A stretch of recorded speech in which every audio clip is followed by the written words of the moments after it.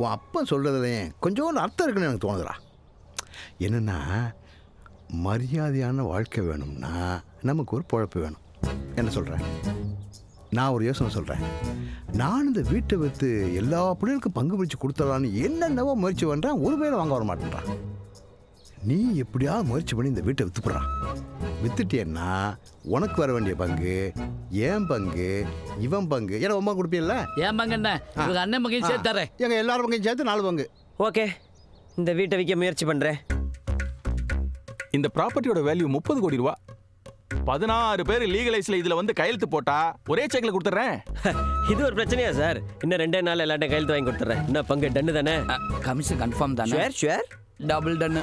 வை என்னடாச்சு? 1000 ரூபாய்க்கு ரீசார்ஜ் பண்ணி உன் பிள்ளைகளுக்கு ஐஎஸ்டி பேசினது தான் மிச்சம். என்ன சொல்கிறாங்க? அவங்களுக்கு இந்தியா வர விருப்பம் இல்லையா? இவங்கெல்லாம் ஏன் தாத்தா படிக்க வச்சாலும் ஏன் ஃபாரின் அமிச்ச? மதுரையிலே கடந்தாங்கன்னா எப்போ கூட்டாலும் ஒடியாந்துருப்பாங்கல்ல. இதுல லண்டன்ல இருக்க அத்தை சொல்லுது, நம்ம ஊர் தூசி தப்பட்ட பிடிச்ச ஊரா, இங்க வந்தா அதுக்கு டஸ்ட் அலர்ஜி. அதெல்லாம் உள்ளூர்லயே கட்டி கொடுத்து உதவாங்க விட்டுருக்கணும் தாத்தா. உன் பிள்ளைங்க வராது.